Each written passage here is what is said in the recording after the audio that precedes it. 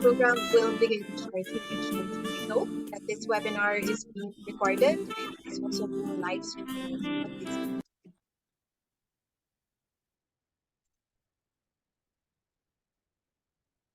Okay, so good day from the Philippines.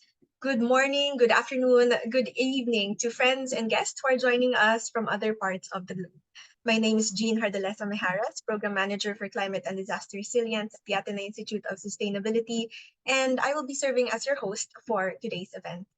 It is my honor to welcome you all to the 2024 Climate Voices on the Ground Perspectives from Different Sectors webinar series. This is our second session for this webinar series, and this session in particular is titled Podcasting Haiyan Afterlives, Stories from the Ground Zero and Beyond. Today, we will be exploring podcasting as a medium to unpack climate trauma by looking at the experiences from the Super Typhoon Yolanda, or internationally known as Haiyan. The Climate Voices webinar series is organized by the My Climate Risk Ateneo de Manila University Regional Hub, which is hosted by the Ateneo Institute of Sustainability. My Climate Risk, or MCR, is a lighthouse activity of the World Climate Research Program, which aims to develop and mainstream a bottom-up approach to regional climate risk. This starts with a better understanding of local contexts and the requirements of decision makers. Hence, our webinar series, where we will be exploring the different contexts and experiences of climate change. We are delighted to be bringing back this webinar series and to see some familiar names joining us in today's event. It's great to have you with us again. If this is your first time joining one of our webinars, we hope that you stick around and hopefully become part of the My Climate Risk community. We'd also like to thank our colleagues from SUGAT, Stories and Science for Sustainability, who are part of the Department of Filipino and Ateneo de Manila University for their support of our event today. Just some reminders before we start. Please note that the program is being recorded on Zoom. On Zoom, all participants are muted automatically as they enter the meeting. Throughout the session, kindly type in any comments or questions in the chat box here. On Zoom, participants via Facebook Live may also type in their comments or questions in the comment section. We will collect all of these for the open forum later on. And finally, there will be an evaluation survey at the end of the session. Requests for e-certificates may be made through the same form. At this point, we would like to ask everyone to settle in for the prayer to be followed by the Philippine National Anthem. I invite everyone to make the sign of their faith. The prayer that we have today is the benediction from the Native American tradition. All-sustaining Spirit, you encircle space and time. You swirl and sing through every season. In silent stillness, you settle deep into the soul of creation. Your sacred wisdom has come to us this day in the words of ancient truth, through the words of present prophets, for the ones whose future well-being is formed by our response today. May our actions be formed by what has been spoken and heard and felt here today. Make us wise and faithful stewards of creation, sustained by your Spirit forevermore. Amen.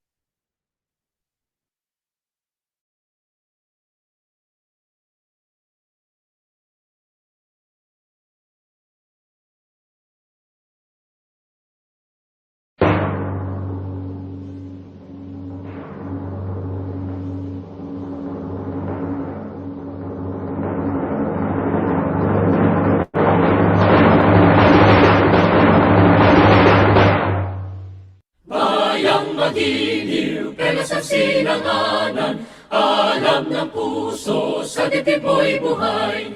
Lupang hinirang, duyan ka ng magiting, sa manlulupig, di ka pasisiin. Sa dagat at bundok, sa simoy at sa langit mong bukaw, may nilagang tula at awit sa paglayang minamahal. Ang kislap ng watawat mo'y tagumpay na nagdiningning, ang bituin at araw niya kailan pa may magdidilim. Lupa ng araw ng walhating pagsinta, buhay langit sa piling mo. Ang ligaya na pag may mga api, ang mamatay ng dahil sa'yo.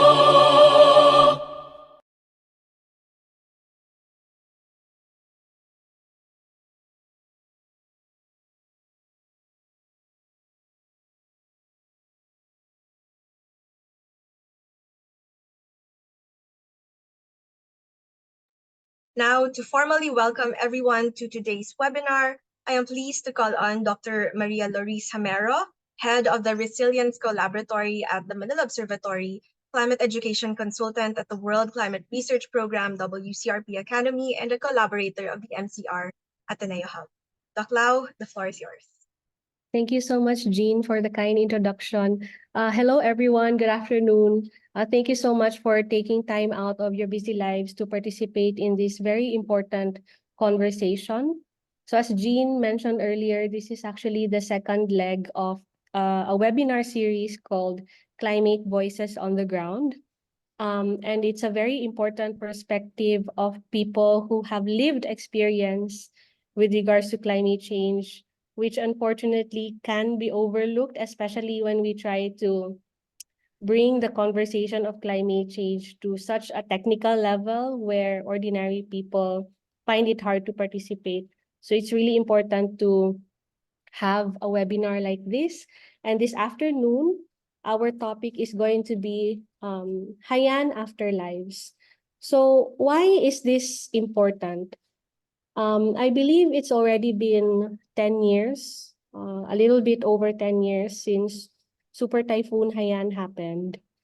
And I could never forget November 2013, how shocked we were as a nation.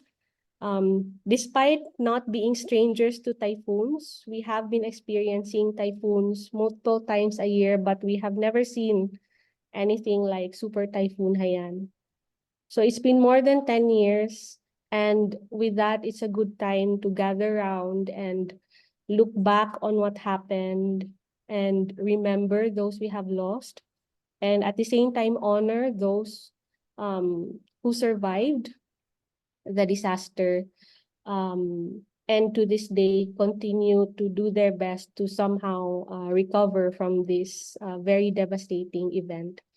So this afternoon is all about telling stories of survival. And we are in good hands. We have special guests from the Department of Filipino, from Ateneo de Manila University, Ian Harvey Claros, and Ram Paulo Anayan. I've actually had the opportunity to listen to some of the episodes of their podcast, which I really enjoyed. I love the episode, especially of the farmer woman, as well as the head of the Fisher Folks Association. I'm sure we will hear more from their talk later on, but I love how they were able to gracefully acknowledge the trauma of the Waray people, while still being able to convey a positive and proactive message for resilience building as well as sustainability. So actually, I myself am a survivor of a super typhoon. Back in December 2021, Bohol was hit by Typhoon Odette, which internationally is called Super Typhoon Rai. And I can attest to the fact that, you know, even coming from this experience, the one thing that I'm focusing on right now is to make sure to do everything I can so that no one else has to experience what I've experienced. And I'm pretty sure we all have our own stories to tell. So as I said, our country is not a stranger to typhoons. We are prone to many other kinds of disaster as well. And not just the Philippines, but many countries in Southeast Asia. So we all have our stories to tell. But at the end of the day, I hope that in the end, at the end of the battle against the climate crisis, the story that we will be able to tell collectively is a story of survival. So thank you so much again for joining this session, and I hope, like Jean said, we can all stick around and enjoy the conversation with Ian and Ram. Thank you so much.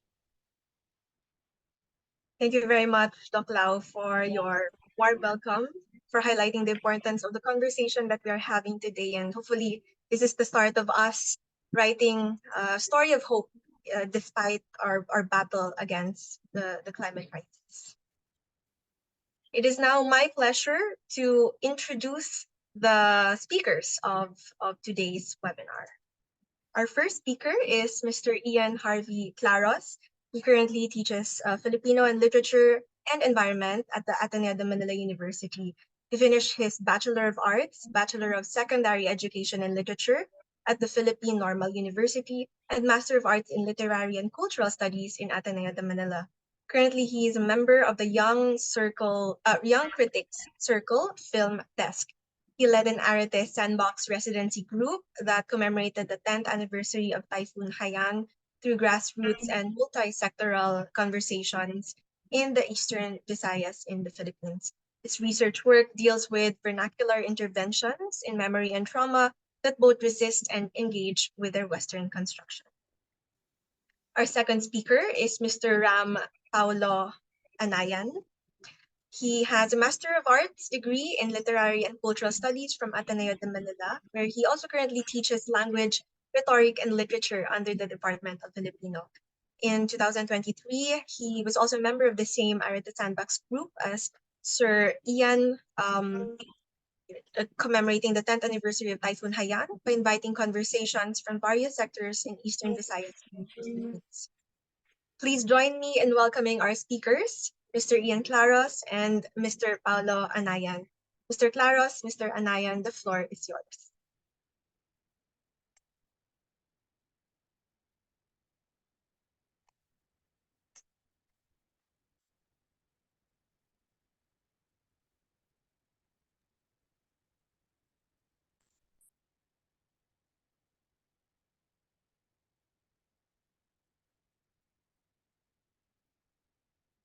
Um, Sorry, it's still loading. Can you see my screen?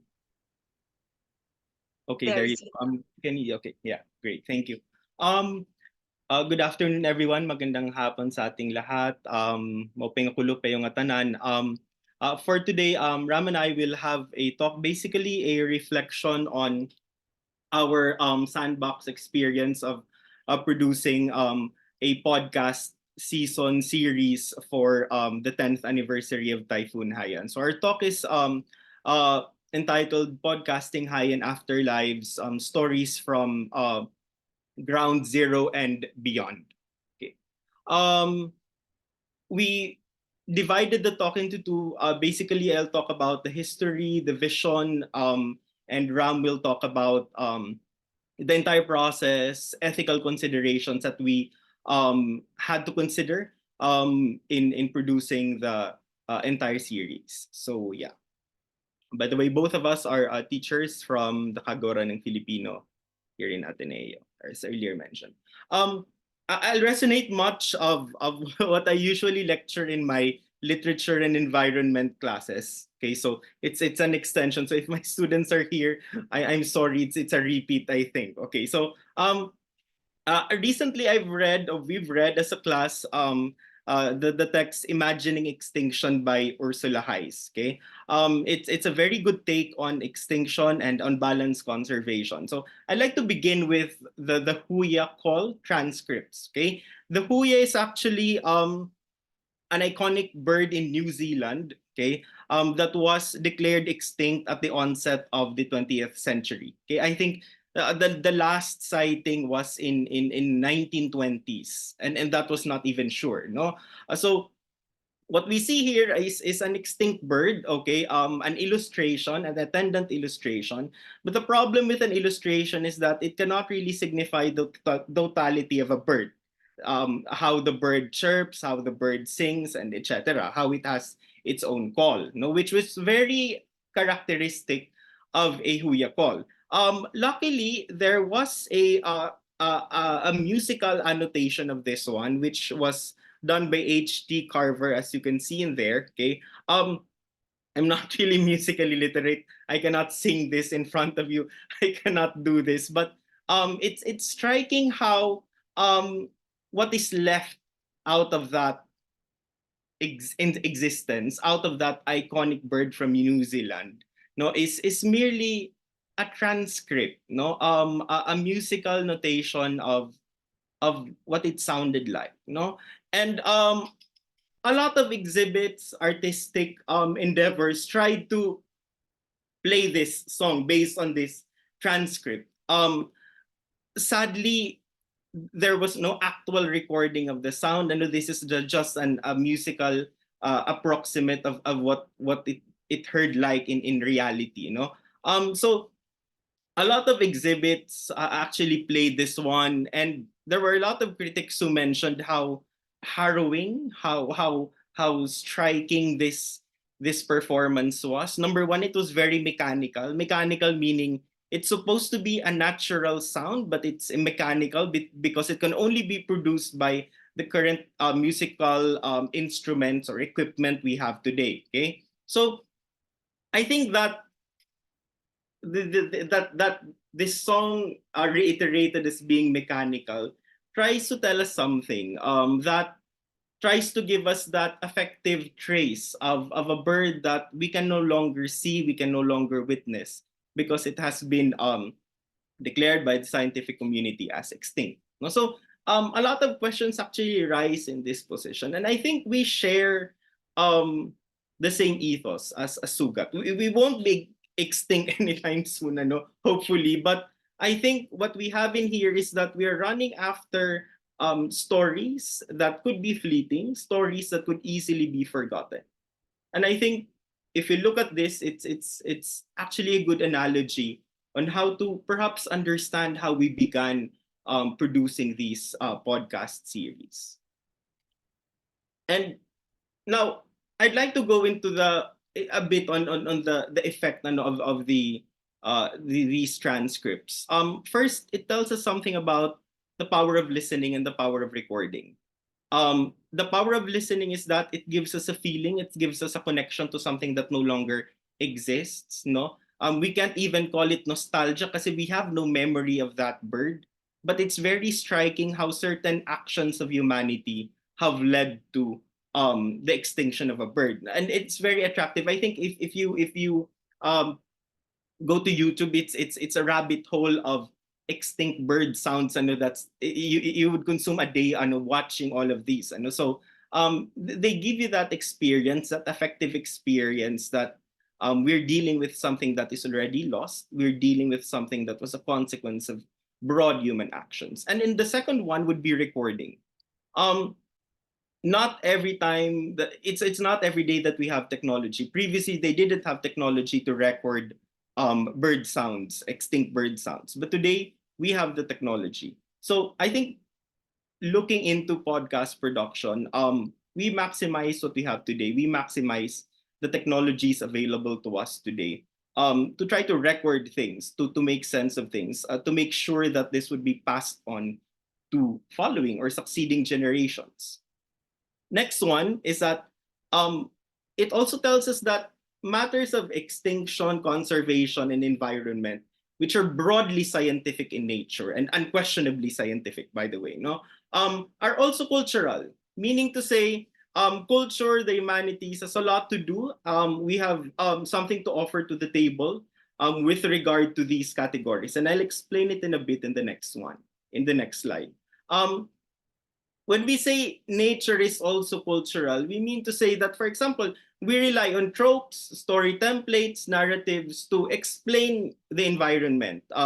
Say, for example, we call the environment as Mother Nature. That is to build a personal relationship. Ano na, may nanay, tayo yung anak. No? So, something to that effect. No? And it's also a trope. It's an imagery of nature. For us to understand the entirety of nature, we need to look at the mother, no, the sustenance of the mother, the nurturing character of a mother, to understand how nature is to us, no. So with that image, we actually build a relationship with the environment naturally. So we can also see it with how we view nature, the stories of nature. Say, for example, before the Industrial Revolution, we always believed that nature is something to be feared of.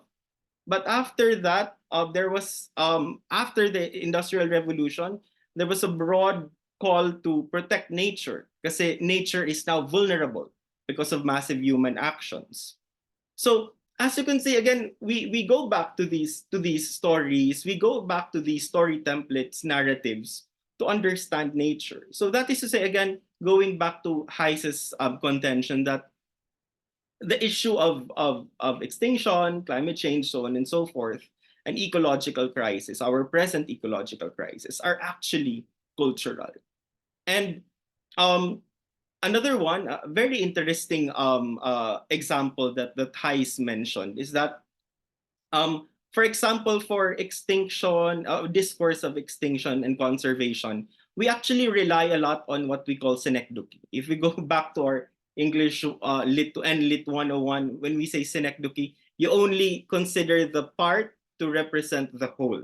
Say, for example, there are what we call flagship species, charismatic megafauna, to understand the totality of things. Which, an example for this one is a panda, di ba? The panda is at the heart of China's conservation, not only for pandas alone, but for wildlife at large. No? So we understand that the panda becomes the icon, the symbol. No? Kung titingnan natin in our an analogy and in our pop culture, ito yung icons natin, superstars, ano they represent for us. No? But the thing is, Heiss and a bunch of scientists would say that there are limits to this one. There are problems to this one. Number one is that we only refer to the icons. No, we do not imagine things as an ecosystem. We only look at one icon, one idol, one charismatic species, and the rest we forget. No? So again, this dynamics is very synecdochic. No, it's based on that representation, and it's sad because, of course, with this kind of arrangement, with this kind of storytelling, with this kind of trope, one animal is remembered, the rest are forgotten. Okay, so for example, Heiss would have a discussion saying that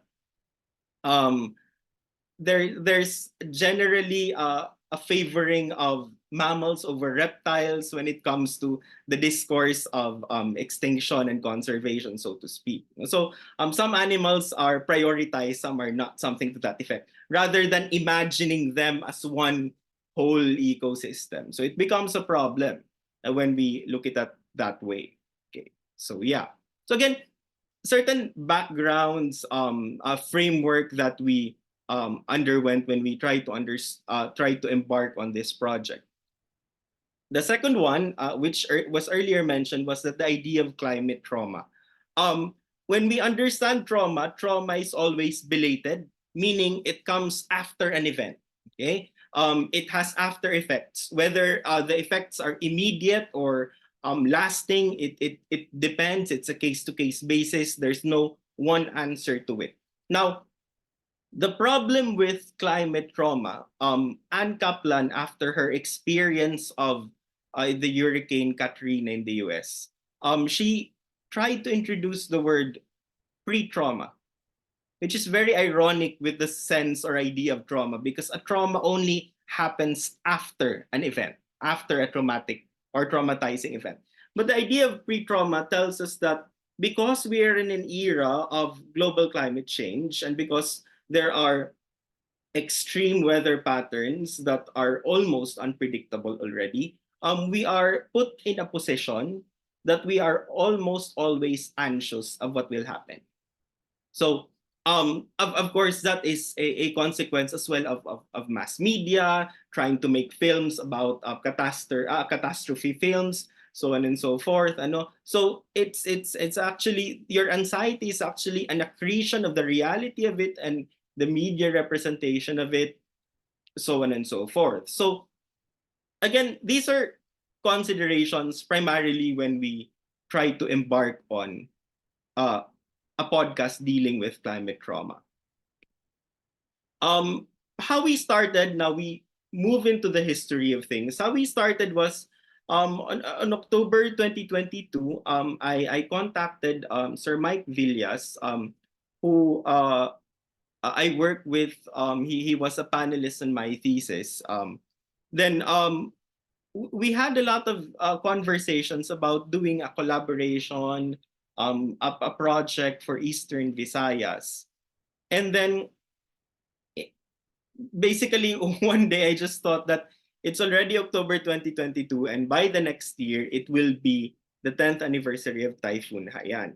So I always believe in the duty to remember, meaning to say we have that obligation to remember, primarily because we are the ones who are not really affected, or we are the ones who survived after the typhoon, meaning to say we should not put to waste the lives that were lost, the initiatives that began, that sprung after that. Okay, so the idea of a podcast was not really within our reach, and we just wanted to do something, whatever it was, just do something. So everything was still abstract, no. And luckily there was a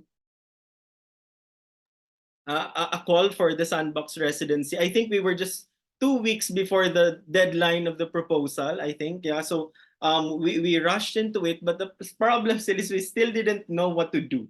We are applying for a Sandbox residency, but we don't know what to do. So the good thing is, I think Sandbox gives you an idea, gist of what are the things that can be done, but on balance allows you to play a lot. Shout out to Arete, so that gave us kind of a framework on how to decide what we'll be discussing or what we'll be doing. So we came up again now with this podcast. But before that, we had to form the team. It wasn't easy because we are located in different places and not near each other. We're not just Metro Manila schools. Sir Mike Villas is from the Visayas State University. At the onset, we said and we believe for this group to be organic and loyal to what we call grassroots, it has to be represented from the outside of Ateneo and Metro Manila. So as you can see, the composition would be this one. Okay? It's our picture. Some of us, by the way. Okay. Just a run through of our members. So Sir Mike Villas at the far right, and then me, and then Nathan Torre. Nathan Torre is from Marikina Polytechnic College. Then he's our sound editor as well. We included him because we didn't want it to be only about Haiyan. Nathan is an Ondoy survivor. He was in Marikina at the time. He has a wealth of stories about it, and it's highly related to the experience of Haiyan as well. Ram is though he wasn't a survivor of the typhoon, speaks the a kindred Visayan language, Ligaynon. So he was also in with our project. He was our artistic lead. And another from East, Ram, by the way, is from Ateneo, you know it already. And another one, Sir Charlie, okay, and Doc Glenn. Sir Charlie is the head of the newly established Department of Meteorology of Visayas State University. He's also the resident meteorologist of Visayas State University. And Doc Glenn as well. Doc Glenn, aside from his studies on his work on sustainability, he did grassroots community-based work as well with regard to the environment. And of course, Doc Villas is Sir Villas, Professor Villas is also a survivor of the Typhoon Haiyan. And we had long conversations before this about how he dealt with it and so on and so forth, etc. So as you can see, this is our composition. And by the way, included in our project as well was Doc Jocelyn Martin, who is an expert on trauma studies in terms of the humanities. I think one thing striking with her own experience of dealing with trauma studies was that she was one of the few who were stationed in, I think, in Pasay, in an airport in Pasay, in an air base in Pasay, where she did debriefing for the survivors who decided to um, transfer to Manila for a moment, or evacuate to Manila for a moment. Okay, so currently she's stationed at Université Catholique del West. So this our composition. It's challenging, but I think it's meant to be challenging. It challenges us to go beyond the campus borders. It challenges to go beyond time zones to really think of the Typhoon Haiyan, to really think of its attendant consequences, so on and so forth. So yeah, then that's our team. Afterwards, we decided for a name. Okay, it was challenging to think of a name, but we were committed to make it as local as possible. We have a commitment to local languages. Later on, I'll explain why we have that commitment. But we tried to come up with a word play, but this one is not really a word play. It doesn't need to play. It on its own, it's already a play, no? We thought of the word sugat, which is very striking sometimes, because when you post it in Facebook, sometimes they flag it as violence, a word for violence, because of course it's a wound.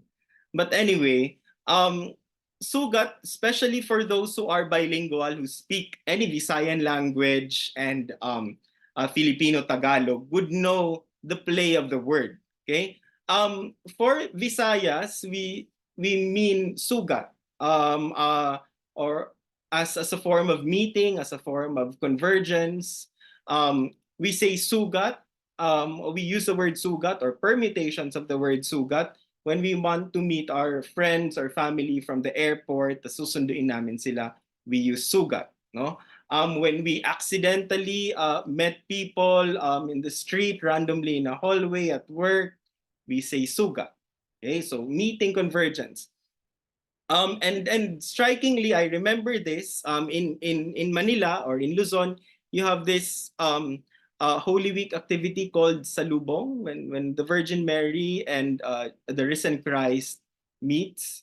You call that Salubong. Strikingly, when we watched that way back in, I think, 2023 in Ata Jesu, no, my mother immediately said sugat, because that's our local call for that that activity. Okay, the salubong activity. So again, meeting, convergence. But when you go to Filipino or Tagalog, it actually means wound. So now we tried it in our thoughts. There's a potent richness in the word. No, we do not need to make an elaborate gesture on what it means, what it could possibly mean, but it's already there. The word sugat invites us to look at a wound, at the same time to make it a moment of convergence. It's not easy. Wounds are not easy.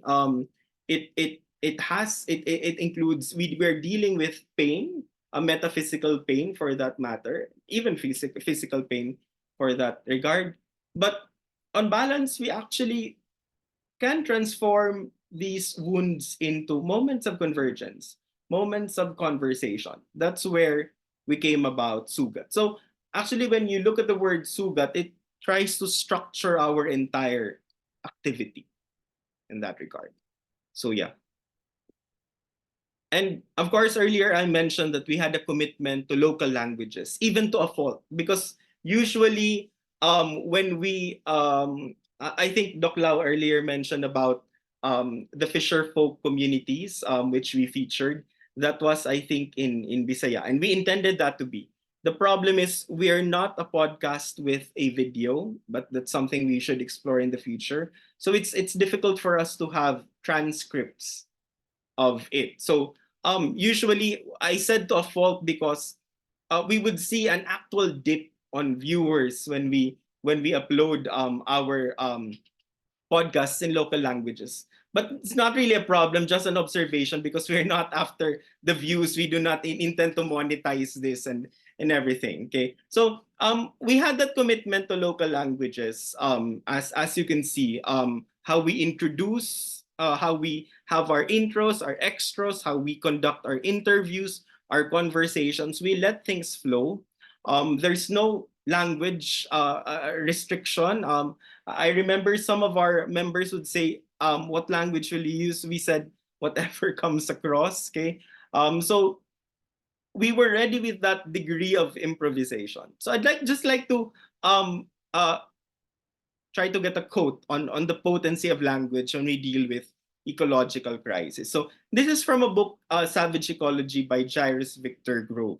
He says, language extinction, the loss of language, is not just the loss of words, but a different cognitive map of the human brain.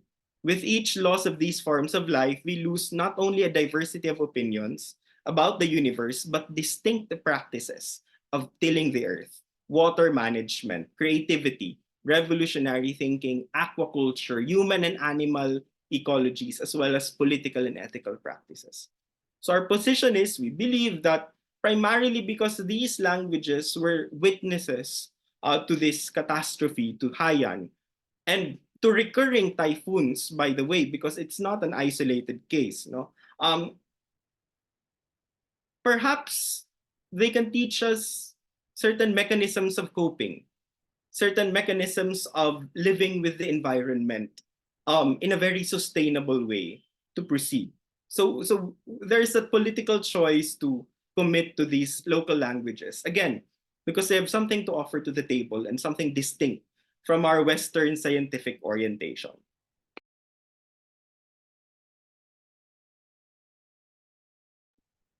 Now we ask the question, why a podcast? No, of all the things that we could do, why a podcast? No, parang actually ang pessimistic view nga dito, nagugunaw na ang mundo, nagpo-podcast pa kayo, ano bang magagawa niyan, di ba? Gumawa na lang kayo ng raft boats o kung ano man, di ba? I think there is a streak of hope to that, no? A moment of taking the chance, of grabbing that chance. No, earlier we mentioned about the huya bird. We do not want these memories to be lost. We do not want these memories and languages to be extinct.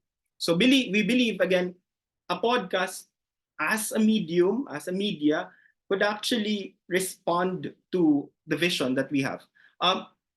Bear in mind as well, we are not podcasters, we're not content creators, although we were forced to be content creators during the pandemic as teachers.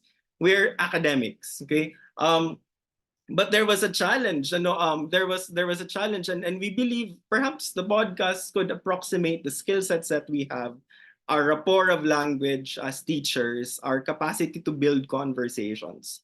Perhaps the podcast might be the best way, okay, to channel our thoughts and try to remember Haiyan and try to make conversations after Haiyan from the ground zero and beyond. So again, some thoughts. Why a podcast? We believe that we can experiment on the form.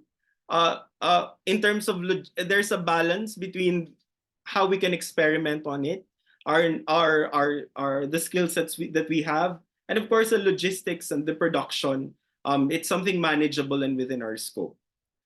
Aside from that, it's low cost as well. It's one of the major considerations. Say, for example, for a video, it would entail a lot of skills and expenses, so on and so forth. But one thing that we also have in mind was that it's very portable. You can easily download it. It's way lighter than an entire video if you use it in class, because later on we'll explain why we intend it to be. Okay. Another thing is that we try to establish alternative stories from mainstream media. There are already a lot of stories about Haiyan, but at this moment, we try to curate stories really coming from the ground zero, really coming from the grassroots. And not only grassroots, even from academics, writers, practitioners, artists, so on and so forth. So we try to have that congregation of perspectives, of experiences in that regard, which I think a mainstream media would not practically explore into. So that's why I earlier mentioned we're not bothered, but of course we want a lot of publics to engage with us, but we're not really too pressured that we need to hit a certain mark, a certain number of listeners or viewers or audience. Later on, Ram will tell you about the nitty-gritty of things. And aside from that, I think through podcast conversations, we can feature the human and non-human aspects of the environment. Of course, our human experience of trauma is there, but also we can deal with the environment, our relationship with the environment, our relationship with weather. Um, it's striking. It's I think it's a very Bisaya thing that I notice. Every Bisaya will say they're not afraid of storms. Not really afraid, no, but they're used to storms because usually, especially in the Visayas region and Bicol, we're usually at the typhoon belt of the Philippines. Okay, so that one is a good example of a human non-human relationship wherein people actually have this schema, have this historic or day-to-day quotidian experience with weather. No, na it's not really something that kills us all, but when we talk about human to non-human, it changes a lot when we talk about, for example, climate change, because the weather that we know is no longer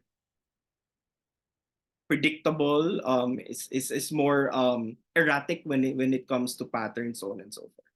And the last one as well, we intended really this, of course, as teachers, we intended this one to be an instructional material, primarily to support environmental literacy. For one, I believe environmental literacy is not only a task of the sciences, the science subjects, other subjects must support environmental literacy. And one thing, and although we're not doing this because of the PISA results, the PISA is the large-scale assessments 15 years old students in the Philippines take, and that becomes our international competition of our academic achievement. Anyway, according to the results, strikingly, our what they call this, our environmental literacy is not really as reliable as other countries. There was in a PNU report that I've read about PISA, it made mention that our 15-year-old students, although they have lessons on the environment and ecology, they don't have a clear grasp of sustainability. It's not that explicit in the science curriculum. So now we come to terms with these. No, we have an educational crisis. So we really thought that the podcast might respond to this one. Um, of course, the podcast cannot solve everything, but it might respond to this one. There's a possibility that it can spark a conversation. We are hoping, of course, that this podcast will reach into a lesson plan of a teacher somewhere outside Manila, somewhere in the Eastern Visayas.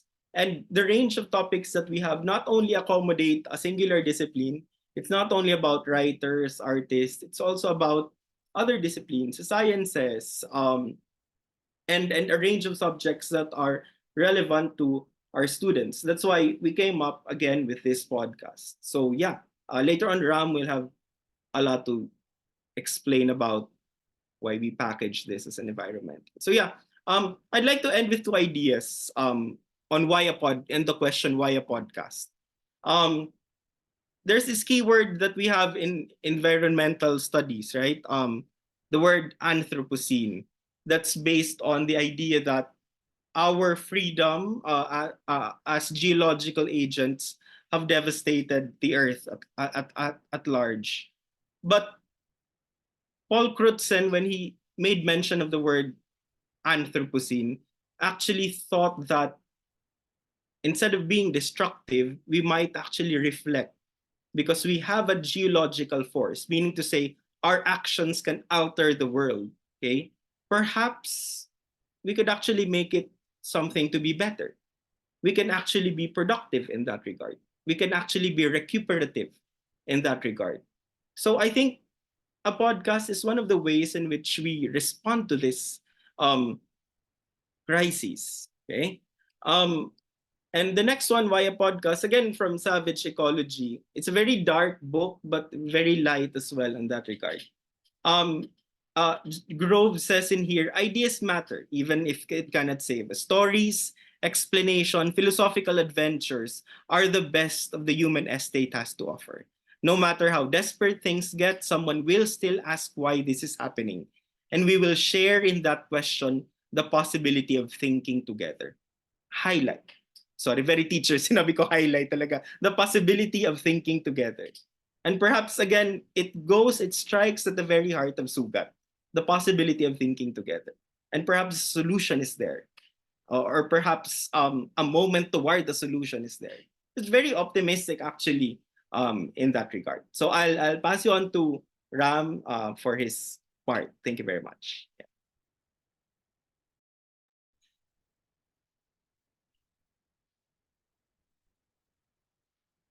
Hello, can I share screen?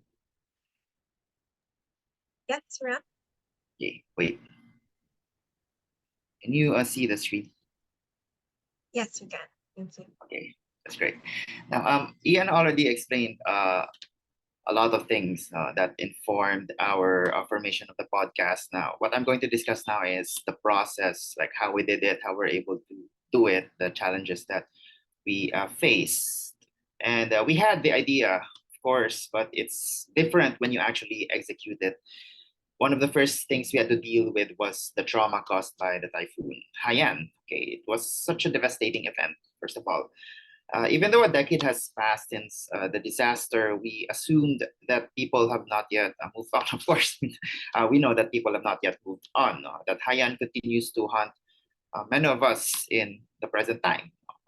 Some guests, for example, have lost their families, and there's a possibility that while recording, our guests might feel uncomfortable. Okay, I think they might break down, or something else happens, and we kind of wanted to avoid that.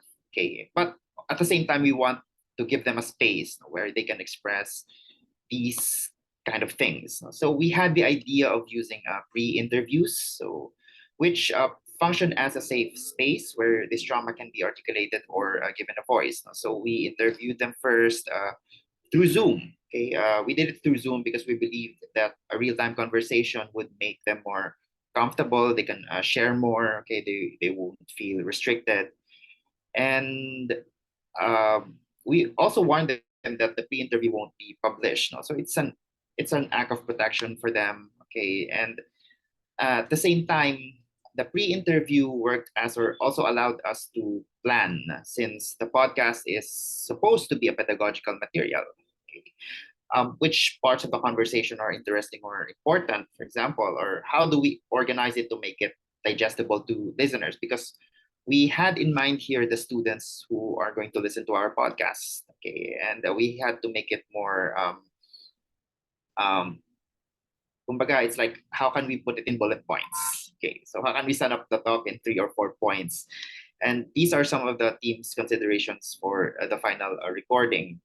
Of course, yeah, for the first few months, we did what we're supposed to do, for example, what they expected ourselves to do. So we sent the pre-interviews. We actually have plotted the points. We revised the questions. We pointed out which questions are more important. Okay, these I think in other words, we made it more organized. Okay, and the point was so that it's going to be smooth sailing once we do the final recording. However, no matter how much we condense the conversation that we heard from the pre-interview, the final recording turned out different. Okay, some interesting answers in the pre-interview were left out in the final recording. Okay, so and new topics came up. Okay, and one thing I've realized, or for me, it's as if it appeared as if it's the first time people were telling these stories. Okay, and it made me realize that perhaps what has been done in the past few years to address this trauma is not enough. Okay, the news coverage was not enough. So many stories were left untold. So many perspectives were overlooked, and recording made me realize that there was so much material to uncover. And we as academics saw connections everywhere, okay? Connections that were not yet addressed, especially during 2013, for example. We're so much, I think the coverage mostly focused on, let's say, the material aspects of it. Um, how much infrastructure was destroyed, how many lives, statistics. I'm talking about statistics. But with the first episode, for example, and it featured Dr. Borinaga, we saw how Filipinos throughout history viewed natural disasters. That's a historical point of view, how animism and religion, millenarianism, and diseases intersect. Okay, these kinds of things. And in another example, with the episode on Eastern Visayan writers, we saw links between their personal experiences. So we did not just talk to them as writers. Okay, they did not just share their stories just as writers, but also as survivors of Hayan. We also talk about their ars poetica or writing philosophies and their advocacies and the role of art and activism in addressing the needs of the environment. And one of our questions actually revolve around how their writing techniques, their writing philosophies changed ever since Hayan happened. Okay, so these are just some realizations that I made once when we were recording or doing the recording. So of course, other challenges include feasibility. Okay, of course, Ian already mentioned some of them, and I'd say the biggest challenge is distance. So Ian, Nathan, and I were based in Manila, while Mike, Charlie, and Glenn are in Leyte. Dr. Joyce is currently in France, and even one of our interviewees actually was Anais Lube, and she resides in Europe. So I remember doing Ian and I, we did the interview with her, no, at 2 p.m. I two sorry 2 a.m. Okay, 2 in the morning. Okay, so because of the time difference. So um personally I was a bit worried about our project's lack of tangibility. So it's not just about the distance, it's about, let's say, the result, what we will come up with. Okay. So because for example, this is part of the sandbox residency, and we saw how other projects were more tangible, were more immediate. Okay, we can see, we can feel these projects, and compared to our endeavor, no, most of our output consisted of Zoom screenshots, for example, and Google Documents. So it's all talk. So our result, okay, so what will we come up with? Oh, it's somewhere there floating in cyberspace. Okay. So but I kept consoling myself that we're not really dealing with an invention. Okay, we're not inventing something, but a discourse. Okay, some things needed to be talked about. Okay, we're not dealing with the specificity of an object, but with reach. Okay, and come to think of it, it was actually distance that enabled us to join many people together, many kinds of people together, many things together. We have joined fisher folk and academics together in one space, people from Visayas, people from Luzon, even people from Europe and the Pacific together. Okay, so I think that's pro when it comes to the format that we have chosen. And of course, another challenge is with the distance comes the question of time. You know, we live in different time zones. The schedule of meetings, pre-interviews, and the final interview was difficult, actually. So we had everything mapped out. We have mapped out everything. But of course, because of delays, you know, some things needed to be rescheduled. Some of our guests are just busy. We podcasters slash academics we're also busy with some things. Things come up, and even one of our guests was on her final trimester of pregnancy when we did the interview. So we had to postpone and reschedule many interviews. So and I've already explained nice the Ben. So we had to cut episodes as well. We had to add episodes, we had to cut episodes, because of course we cannot control everything. We're not the star of the show. We're just a conduit. Okay, we let these guests do the talking, and so we had to add episodes, we had to cut episodes as well based on the guests' availability. Okay, so looking back, I can't help but think how, despite the urgency, okay, but because of these dynamics, despite the urgency that the environment demands from us, for example, our lives are at stake here. For example, everyday life pulls us away from it.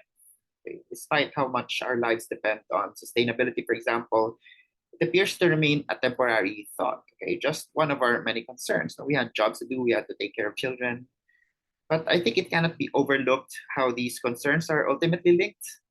And us from the Sugat team, we had to deal with another issue. For example, we had to deal with data privacy, for example.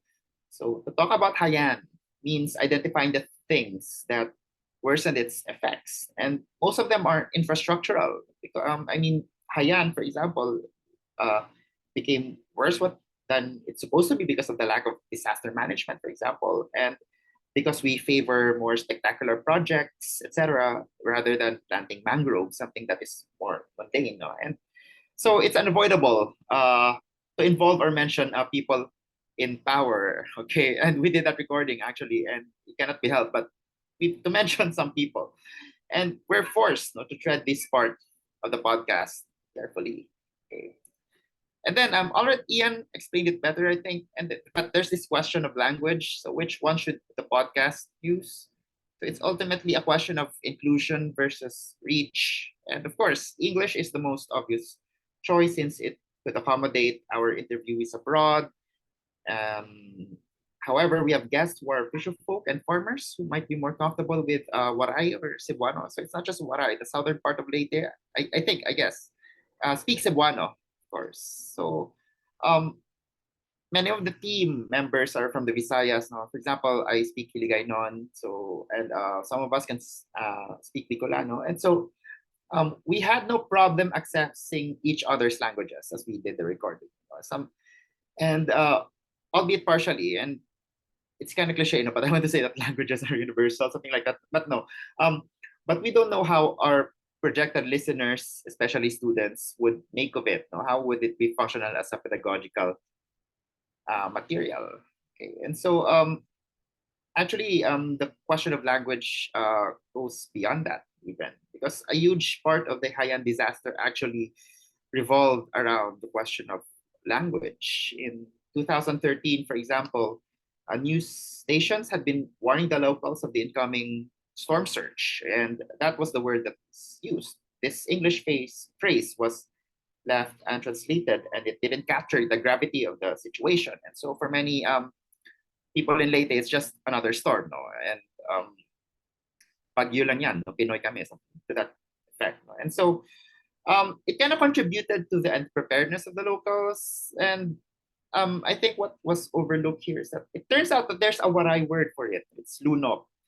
And I keep wondering and I think things might have been a bit different if the vernacular word was used. Maybe it had more gravity. Maybe people would be moved by the word instead of, let's say, a technical English word like storm surge. And another example actually is, while planning, the team had to look for a Waray translation for resilience. So we did these spiels actually, and we made it multilingual. So some episodes were in Tagalog, or some of the episodes were introduced in Waray. No? And we're looking for a Waray translation of resilience, or katatagan in Tagalog. And we wanted to avoid using a term that connotes mere acceptance of suffering, because we're also at the point of history where we're beginning to question the value of resilience. Like, at what point can Filipinos be resilient? Okay, and that in other words, that is not what we needed right now. We don't need a word that romanticizes suffering. Okay, especially when talking about sustainability, we didn't want romanticization. We want action. So we wanted a word that is more active. We wanted a word that's more something that forces someone or urges someone to find a solution for the situation he or she is in. So yeah, so these are some of the questions that we face, and in the end, we settled with a multilingual podcast. So I figured we wanted to give an ode to Haiyan survivors who mostly reside in Eastern Visayas, because there's often this greater, Ian already explained it, the importance of locality. There's often this greater emphasis on the global when we talk about the environment, like global warming, also depletion, rising ocean levels. For example, we're talking about what it's like in Antarctica, or what it's like in the North Pole. But us in the team wanted to emphasize not even a specific locality that is slated, no? But localities in both geography and discipline. So science, arts, Marikina, Eastern Visayas, France. So it's archipelagic in that way. So our priority was to allow these local voices to speak naturally first, no, in their own, in in a way that's more comfortable for them, and let our listeners find connections with other localities. Okay. I believe that translation will come in later. What's more urgent right now is to record, just like the Huya birds, to record, to to put them, to give them a place, no, in our history, in our memory. So Sugat is not the interpreter. No? The podcast is not the interpreter. It's not the voice. Okay, so it's merely a conduit of this discourse. Okay, so, and of course, since Ian and I are in the humanities, you may hear more of it here in this session, no? About the humanities, or the perspective from the humanities compared to science, for example. But that's kind of like our bias. But I believe that humanistic and the humanistic and the post-humanistic aspect of sustainability should be talked more about. Okay. For example, our projected listeners, for example, I'm thinking about high school students, okay, public high school students, everyday students. So when they think about the subject, sustainability, environmentalism, they would tend to turn into the sciences. Okay? They would look at statistical data, economic changes, scientific breakthroughs. No? What should we do, no, to heal the world, for example, something like that. And these are important. These are very important. The humanities depend on the data that science gathers. No? But rarely would they look into poems or short stories or philosophy. And I'd argue that these literary or artistic artifacts are not trivial. They don't merely represent disasters as if they're just a second thought, no, in the hierarchy of things. No? I mean, stories, poems, essays, experiences, plays, they're not just records of disasters. They're not just they do not just tell us things that we know about, okay, and package in a new or in a different way. No? Our worldviews are informed by literary and artistic works, no? And it affects the environment itself. If there's one thing I've learned from the first episode by historian Dr. Borinaga, it's the interrelation of knowledge and nature. Okay, so for example, it's common knowledge that Eastern Visayas is prone to storms, but what fascinated me was how a whole regional culture, a locality itself, was built around it. A culture was built around it, albeit modified depending on the period of history, from pre-colonial to the contemporary. Throughout time, religions and beliefs emerge, change, gender and tribal conflicts arose, powers were consolidated, all because of the specificity of Eastern Visayan geography. And another example is the question of disasters is also a question of memory and of history. So we discovered, for example, in one of our pre-interviews that Haiyan was not unique. Okay, there was another super typhoon that happened sometime in the early 20th century, but since nobody wrote about it, we were kind of left prepared with Haiyan. So what the podcast did, I believe, was to turn the spotlight toward human actions and reactions. It helped me realize that the environment is not just a container of living things. It's not enough to say, oh, we could just plant trees, okay, and we will make it better. It's not. We'll just plant trees, clean the rivers, and everything will be all right. No?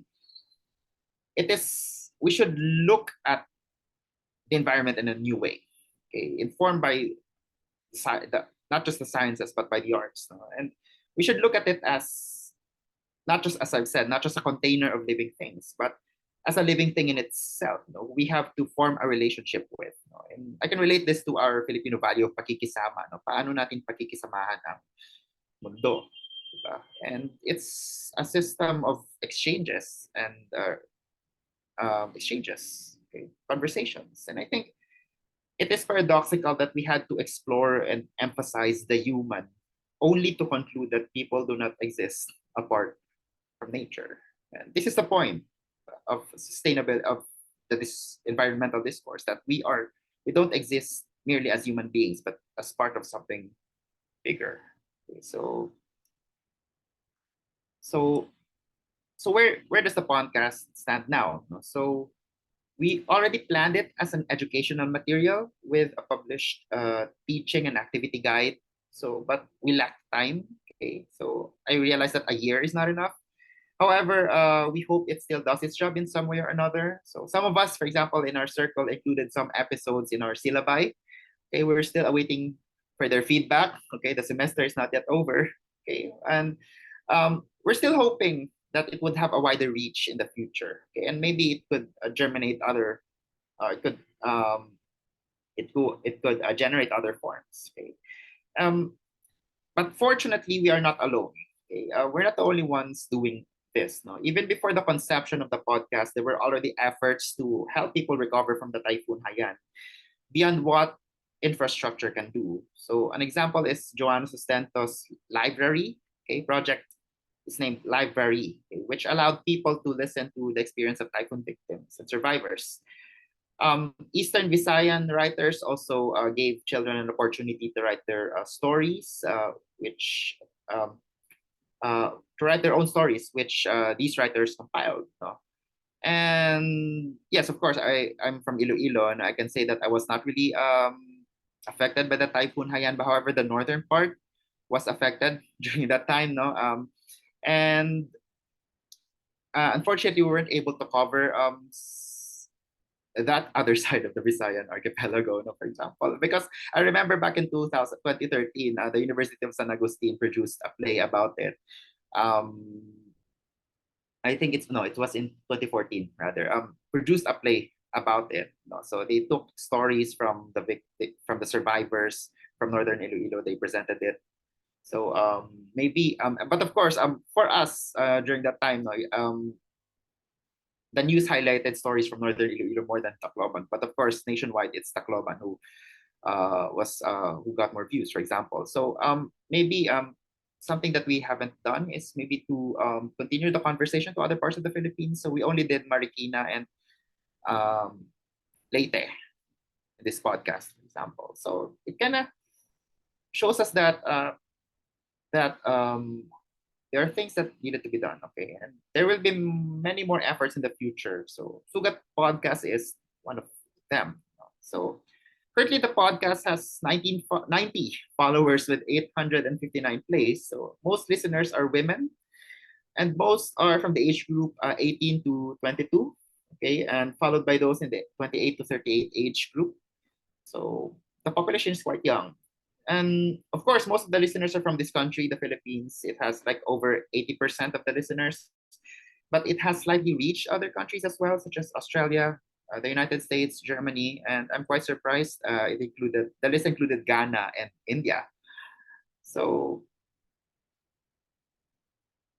where are we going now? So despite this, no, we have a challenge, and that is momentum. Okay, so the 10th anniversary of the Typhoon Haiyan is over, so it's 2024, but it's not just Haiyan. So the whole 2010s, the whole decade, did not just end with one disaster. In fact, we experience something like this every year, and it seems that we're never ever prepared enough to deal with it. So we get a lot of storms every year, for example. So right now we're dealing with something opposite, like we're experiencing an intense heat wave. Recently, Taiwan had a devastating earthquake. So these things make me realize how vulnerable our lives are, and how vulnerable our lives are, and yet here we are. We're focused on building things that should last forever. For example, like monuments, like vanity projects, for example, infrastructure, and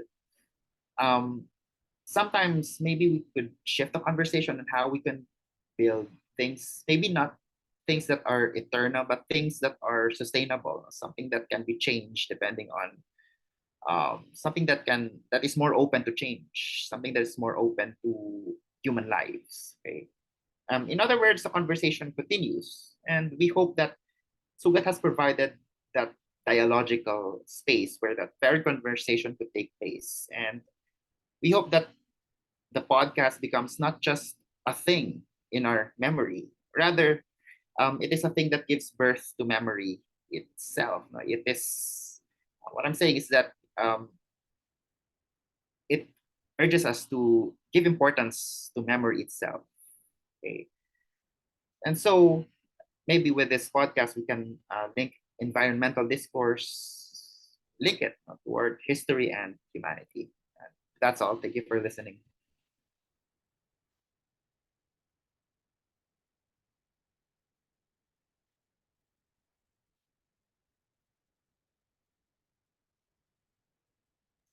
Thank you very much, Sir Ian and Sir Paulo, for sharing with us the power of listening and recording to respond to the issue of climate change, reminding us of our duty to remember, reminding us of the possibility of thinking together. And I'm sure a lot of us who haven't listened to the Sugad podcast are now very interested to subscribe. At this point of the program, we will now be having our open forum. So maybe we have room for about 2 or 3 questions, and we've gathered some of these from the chat. So the first question goes, are there plans to further develop Sugat for a second season to perhaps cover other topics like maybe climate grief or maybe other impacts such as Odette or Cardi? I answer, Ram? Okay, sige. Yes, there are. We are in talks of it. No.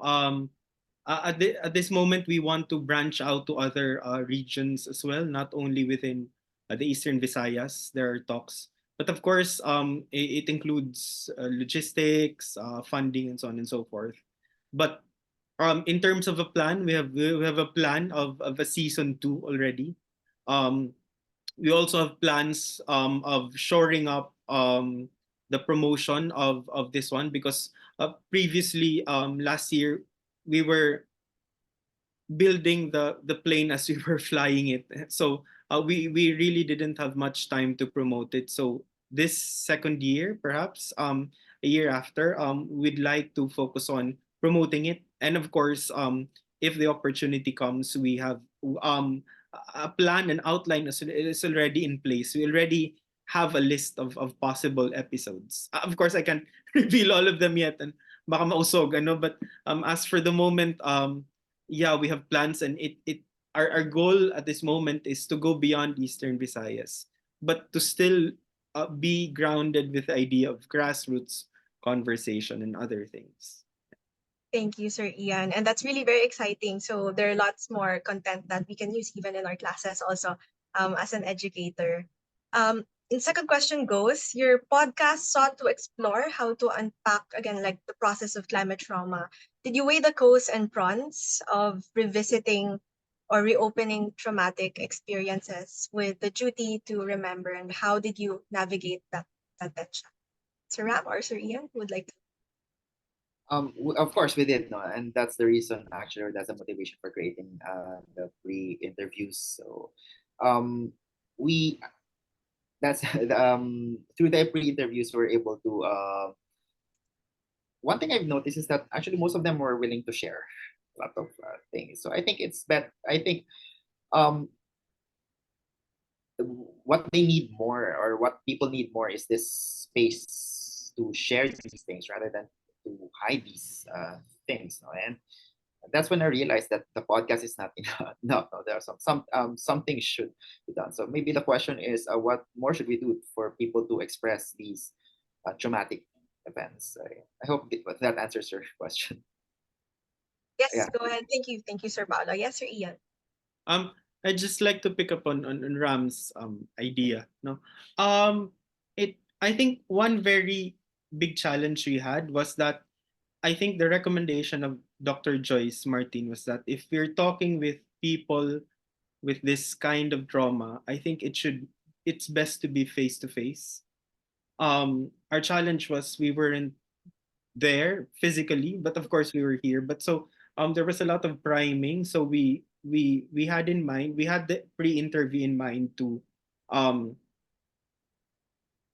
to work as an antechamber before we go into the actual recording, so we know what stories to add and not to add. There are pros and cons as well with a pre-interview. First, it takes a lot of time, but I think I it's it's helpful in the sense that it frames what kind of conversation we need to have. Um, but the thing is, another cons is that some stories are included in the pre-interview, but do not go into the actual recording. But I think that's the main point of a pre-interview. It's for the speakers, the guests to with them to try to filter what stories could be told or not. I mean, if I would go as far and know some juicy information, we've had experiences of already airing the podcast episode and then having requests at the last minute to have certain sections cut, you know, because they weren't really comfortable with certain stories. Yeah. So thank you so much for sharing about that. And it's a really very like sensitive topic and matter to other people. So the care that took to be able to share and relay their stories and even all the way to publishing, can only imagine the effort and the energies towards that. We have a question actually from chat from our Akila. This refers to your presentation earlier, Sir Ian, as you told that in some cases mammals are prioritized over reptiles. So basically why in some cases mammals are prioritized over reptiles, because be it for survival or be it as part of food chain, each creatures are equally important in an ecosystem. So is it possible to imagine them or see them as one ecosystem, and not just maybe about mammals, but again, about certain regions and highlighting their stories compared to other regions? I think it goes within the work of culture that it tries to select things to represent something as a whole, tries to put it in parts. It's a work of language, really, diba? Tries to put it in parts so that you'll understand the entire whole. It's a question of representation for that matter.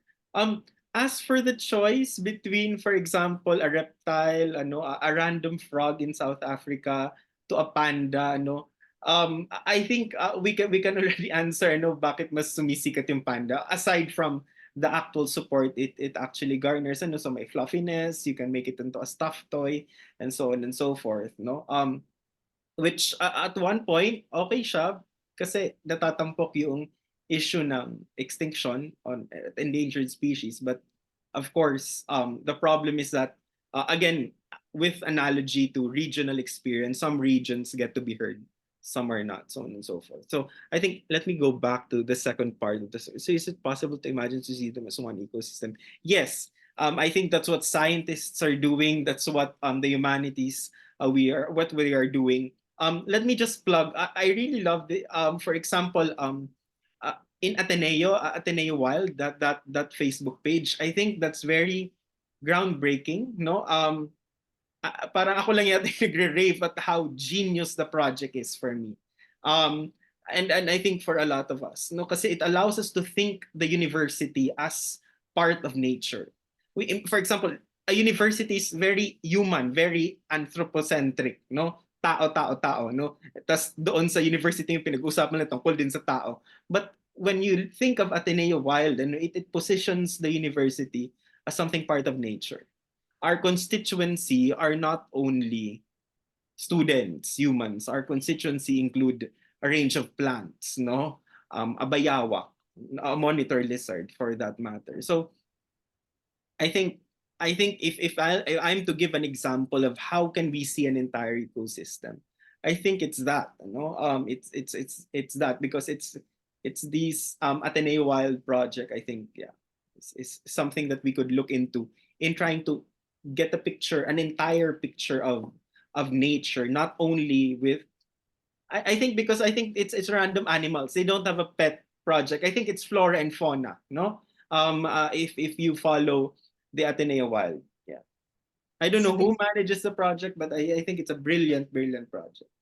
We're working also closely with our colleagues in the Ateneo Wild. One of them is actually also with the Ateneo Institute of Sustainability, and thank you for that, Sir Ian. This next question, maybe Sir Paolo can answer this. Do you have insight into how students in particular have responded to the podcast, especially towards better understanding of climate change, our role, or ecological and sustainability learnings? Do you have insights into how students in particular have responded to the podcast, especially in learning about climate change or about their environmental stewardship? Okay. I think Sir Ian can answer it better because it's actually him who recorded in his syllabus. So maybe Ian, you can share more about this. Ian and actually Sir Mike also included this in his syllabus Yeah. in Visayas State University. Sometimes I work on the podcast as a kind of experiment. For example, we have a class on Philippine local languages. So I just let them listen to some podcasts and allow them not to understand and understand the totality of things. Mm. And so I think in those language topics, it's good to um have that kind of instructional experiment in that regard. I've also heard colleagues from the Polytechnic University of the Philippines, some students use that for their classes. We have had, I think, I'll go back to the problem of language. I think we have had students contact us to have translations of things. But again, we don't have it yet. But I think these are thoughts for the future.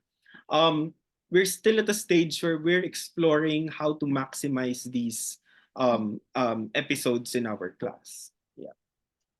Thank you. So that's also very exciting, and also the suggestion of experimenting on the use of podcast and other media for learning. Unfortunately, that is all the time that we have for the open forum. Thank you again, Sir Ian and Sir Paolo, for your answers, and to our participants for your questions. We now move to the closing of the event. To give the closing remarks, may we call on Dr. Priscilla Angela T. Cruz, Associate Professor and Chair of the Department of English at the Ateneo de Manila University and a collaborator of the MCR Ateneo Regional Hub. Dr. Cruz, the floor is yours. Hello, everyone. Good afternoon. Can you hear me? I'm still in the office. First of all, I'm no longer chair of the English department as my term ended last year, but that's all right. Thank you for inviting me to attend this, and this is, I think, the second or third time I've done this for the Institute of Sustainability, and each time I do it, there's so much to learn. So, I'd like to begin my closing remarks also by talking about how much I appreciate Ian and Ram's work. I think that was incredible. Okay, and I'm so glad we have this kind of initiative here in Ateneo. And just like Ian and Ram, I think that the Ateneo Wild is an amazing project. I think it's brilliant and it's a bit of genius that's actually come out of our university. And I'll talk about that a little later. I'd like to distill my closing remarks by focusing on 3 points that spoke especially strongly to me in this talk. And the first has something to do with stories.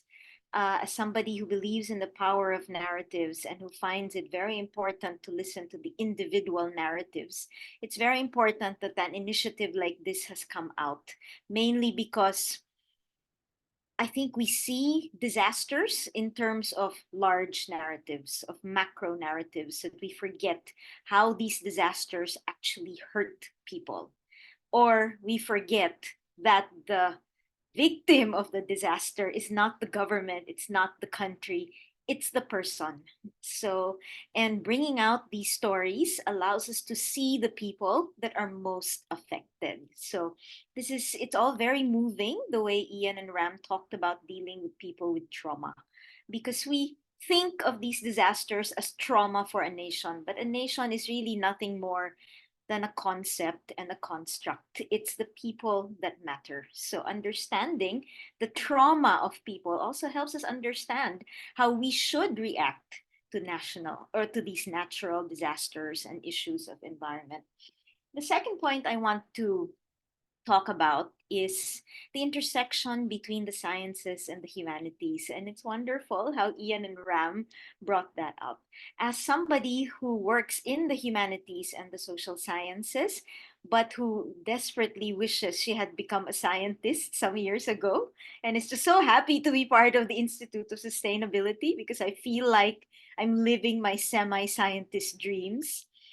I love the way Ian and Ram talk to us about the intersection of the sciences and the humanities, mainly because I think they seem like opposing fields, but to be honest, I think they're just two ways of looking at the same thing.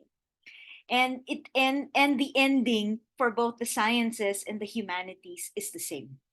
So I'm happy that we have projects like this and projects like the Ateneo Wild, because that actually shows us that these boundaries we have put between our fields are no more than constructs that we also invented, much like the character or the idea of a nation. And it's actually wonderful because this kind of intersection between the sciences and the humanities dovetails easily with what a truly transdisciplinary university is supposed to be. And to me, our attempts toward transdisciplinarity and interdisciplinarity really boil down to one thing, that we are all faced with common problems, and each field has something to contribute toward mitigating and addressing or looking at these problems in new ways. So that's also why I think Ateneo Wild is such a genius piece of work. Now, finally, I'm saving this as my last point because it's closest to my heart as a linguist. And it's what Ian and Ram said when they talked about language. And I especially like that they allowed their podcast to be multilingual, because our world is multilingual more than monolingual. And it's shocking sometimes how we forget that the world is really multilingual. And the stories of trauma and stories of disaster, these are also about who languages the tale. It's not just who languages the tale, but what language is used to tell the tale. And that makes a big difference. As part of a country with a strong colonial heritage, with strong colonial problem, and what I know also in all my linguistic research is language was used as a tool to subjugate, mainly because our languages, the moment the colonizers came in, their project was also to erase our languages and to replace these languages with their own forms of languaging. Now, the moment languages are erased, what's erased also are local forms of knowledge, which we have forgotten. So, allowing space for languaging these traumas, these stories of trauma in all languages is also a step toward decolonizing and claiming our own identities, or reclaiming our own identities. And I think that is really wonderful. And it also reminds us that as much as the world is multilingual, the climate crisis is also expressed multilingually. And each language will have its own way of talking about this climate crisis. So if we engage with these languages as they are and not force them to be expressed in translation, we are also made to engage with local forms of knowledge and local forms of wisdom. And perhaps it's in doing that that we can all work as a global community toward addressing these climate issues. So thank you, everyone, and thank you for this privilege to be here. Thank you very much, Dr. Cruz, for putting into words our love and appreciation of today's session, and of what Sir Paulo and Sir Ian have shared about the marrying of sciences and the humanities, the role of stories, multi-languages, narratives to contribute to addressing the climate crisis. At this point, may we request everyone to please turn on your cameras for our group photo. I know we're a bit over time, but thank you so much for staying here and sticking around. So maybe ask you to indulge us to open your cameras if you can for our group photo. Okay, I'm taking the first panel in. Okay, may mga humahabol pa po. Yeah, so we can keep your cameras on. Keep your smiles. Thank you very much. In 3, 2, 1. And then taking the next panel in 3, 3, 2, 1. Keep your smiles. Thank you very much. So speaking of stories, before we close, we would like to share about an initiative that you can be part of the Ateneo Hub of My Climate Risk. We know that each of us, and as mentioned earlier by speakers, each of us have our own climate stories. And so with that, we have launched this initiative grounded on the belief that we are all storytellers, we are all scientists, and we'd really love to hear your story, to read your story. So this is an open call for submissions, especially given that most of the stories about climate change are dominated by stories from the global north. We hope to elevate the Southeast Asian voice and really share about our experiences of climate change. If you're interested in submitting, the tech team has also posted the link in chat, the same link that you find on screen. And again, before we end, the very important part of each event, to our dear participants, please answer the evaluation survey with the QR code and link flashed on screen. Requests for e-certificates may be coursed through the same form. Thank you again to Sir Ian and Sir Paolo for spending your time this afternoon with us. Thank you very much, Doc Lau and Doc Brixie for being here as well. We'd also like to thank the sign language interpreters we have. We have Miss Annalisa Regis Tolentino and Miss Edna Comia for being part of this event, for sharing in our hopes to engage multi-languages. And of course, to all of you, thank you very much for your participation in this webinar. We hope we continue this conversation and engage with each other to be able to address the climate crisis. Please again, don't forget to accomplish your event evaluation form. Our tech team has posted the link in chat. I think they've also posted the link to the Sugat podcast if you wish to listen to them on Spotify. Again, requests for e-certificates will be coursed through the evaluation forms. So this wraps up our short run of the Climate Voices series. Again, you may listen to Sugat on Spotify. The link is also in the chat box. We hope to see you again in our next webinar in exactly a week on April 24. It's going to be the next webinar series of the Ateneo MCR Hub. It will be, this series is titled Climate Research as if People Mattered. And our next session will particularly be on our shift to renewable energy. It's going to be a talk by Dr. Rosalinda Palangatan of the Department of Economics in Ateneo, titled Households' Preferences and Willingness to Pay for Renewable Energy Technologies, Contingent Valuation and Choice Experiment Surveys. You may register for the next session via our link. The links are also posted in the chat. So that ends today's session. Thank you very much once again, everyone, and enjoy the rest of the day.